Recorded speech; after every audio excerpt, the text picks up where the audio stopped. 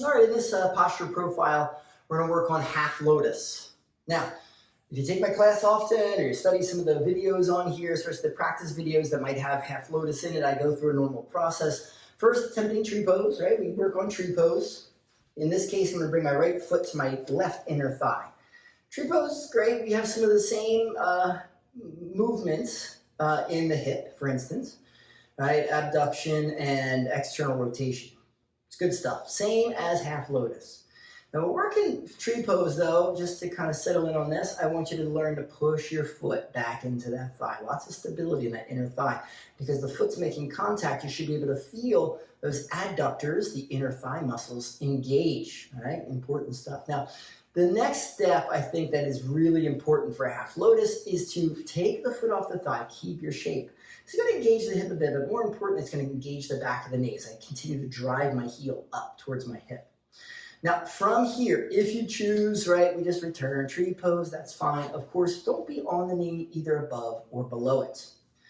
Now, if you're working towards half lotus, right, you're going to use those hands. That's fine. There's a few things that I like to do. I take my right foot in my left hand, and I take my right hand back behind my right knee. And as I attempt to move my heel towards my navel, right, I might keep that hand back there. This is a great posture, great modification for half lotus. I wouldn't even call it a modification, right? I'm continuing to gently tug my hand up, right? It's essentially become a prop for me, all right?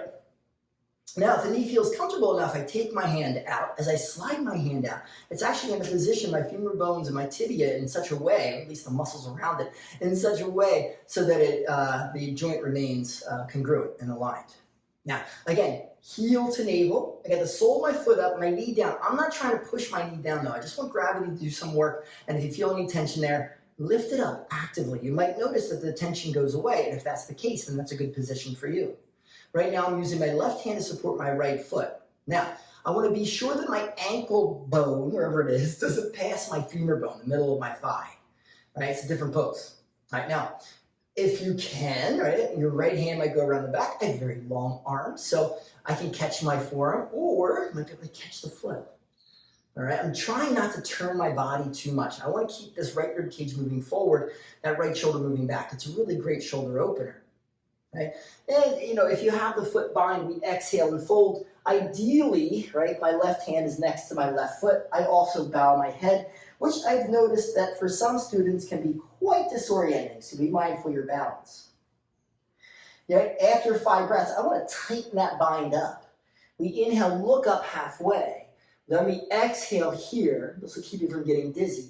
Inhale, we come on up. I want to keep that bind super strong. And then I exhale and I release. All right, let's check that left side. So I take tree pose first. Left foot right inner thigh. I push my right thigh back into my foot. Again, adductors, right leg, so active, so strong. Again, the hip abduction, external rotation, good stuff. Same as lotus, not as intense, I guess you would say. Now, speaking of intense, a posture that some people I get the frowny face from, I take the foot off the thigh, keep the shape. And yeah, again, the hip engages a bit. It will release a little bit during the posture, but more importantly, getting those muscles behind the knee active. And let's review that part. So again, you can go back to tree, or I take my left foot in my right hand, all right, my left hand behind my left knee, and I attempt to pull my heel to my navel. Again, I might just keep my hand back behind my knee. This is good. It makes like a spacer at the joint. All right, keeps space. Now, but also I get kind of tight, drag that hand out, really clamped down there. All right. And again, gravity, be mindful of it. Gravity can work in your favor, sometimes it doesn't. So you might want to lift up against gravity with that left leg, and again, this is a good posture for you. Now, with that right hand supporting the left foot, I want to learn, much like when we took the foot off of the thigh, the back of the knee engages, I want to consciously now engage. Can you see that? All right? I'm like relaxed, engaged, relaxed, engaged. right? I'm consciously engaging the back of that knee to help protect it. It's going to keep that joint, that knee joint aligned. Again, maybe the left hand behind your back, you catch forearm, or if you can, you catch the foot. Notice how my chest pops out a whole bunch, right? Those ribs pop. From here, I'll learn to pull my ribs in. The shape of the posture changes a lot. This does a thing though, it's going to help, again, kind of open up chest, shoulder. So exhale, ribs in, press your back into your arm if you have that bind. Again, we exhale and fold. Again, ideally, I place my right hand next to my right foot, my head bows, and I breathe for 5 breaths.